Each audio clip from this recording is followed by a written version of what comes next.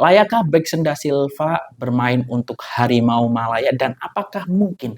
Ini menarik karena aku menemukan artikel dari hmetro.com, Beksen mampu jadi mesin gol Harimau Malaya. Nah, detailnya seperti apa? Ikuti video ini sampai akhir. Selamat datang di JS Update. Ya, Assalamualaikum warahmatullahi wabarakatuh. Selamat malam orang semua. Semoga sehat semua. Jumpa lagi dengan saya Jutama dari Jalan-Jalan Sepak Bola. Yang agak sedih ini hari ini karena semalam kita warga Indonesia khususnya tim nasional Indonesia dirampok kemenangannya oleh wasit yang sangat merugikan. Dan nampaknya Indonesia dan Malaysia juga mengalami nasib yang sama ya secara skor di mana Malaysia juga meraih hasil imbangnya di uji coba melawan Auckland FC. Oke, kita lanjutnya. Kita kan lagi ramai soal pemain naturalisasi ya. Nah, di sini menarik karena ini mengaitkan apakah Beksen ya nanti boleh atau potensinya menjadi striker dari tim nasional Malaysia ya. Ini aku baca dari hmetro.com. Beksen mampu jadi mesin gol Harimau Malaya. Kita coba isinya seperti apa. Kehadiran penyerang Johor Darul Tazim, Beksen da Silva sudah pasti mampu menambah sengat untuk mendapatkan jaringan melalui berbagai gerakan sekiranya terpilih membatasi skuad kebangsaan. Ini karena sebelum ini pasukan negara sering menghadapi masalah utama di posisi penggempur sehingga memberi kesukaran untuk mendapatkan gol meskipun berjaya mencipta begitu banyak peluang, tapi ia dipersiapkan begitu saja. Bekas jurulatih skuad negara, Wan Jamak Wan Hasan berkata, jika seseorang pemain itu mampu menjaga kecerdasannya di tahap tertinggi dan boleh bersaing di peringkat kompetitif, beliau melihat ia tidak akan menjadi isu besar untuk Bekson menyarungi jersey Harimau Malaya.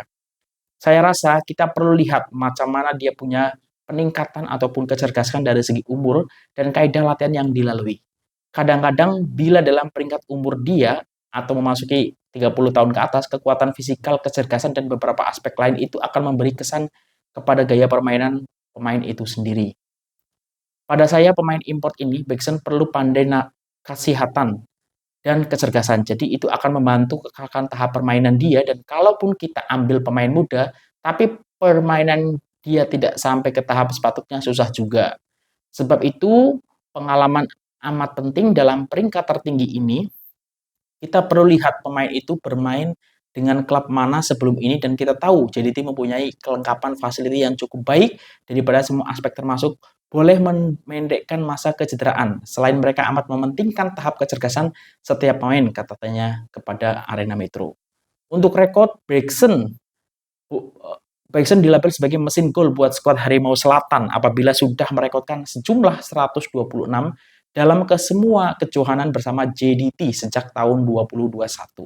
Terdahulu, Arena Metro melaporkan skuad Harimau Malaya berpeluang menambah sangat sengat di jentera hadapan pada 2026.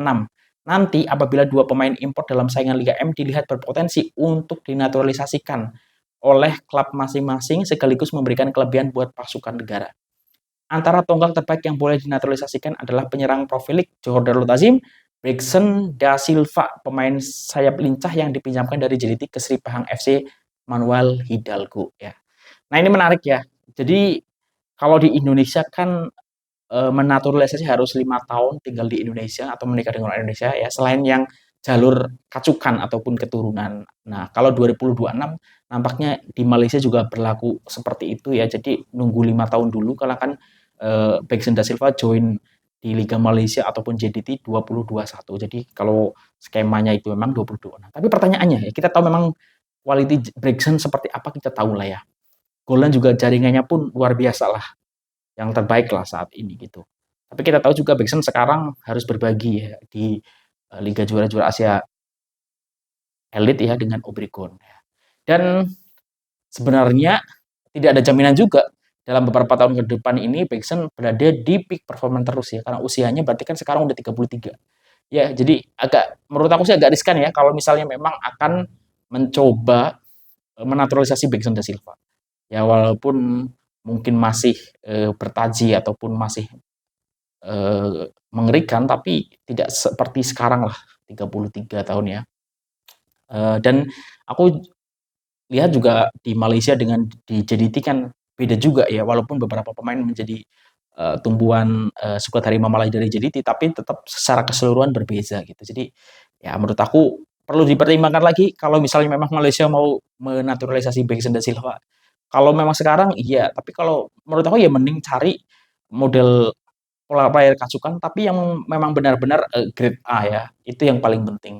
Jadi walaupun misalnya nggak sampai peak performance ya, tapi memang ketika mengambilnya ataupun ketika menggunakan pemain tersebut sudah berada level tertinggi ya.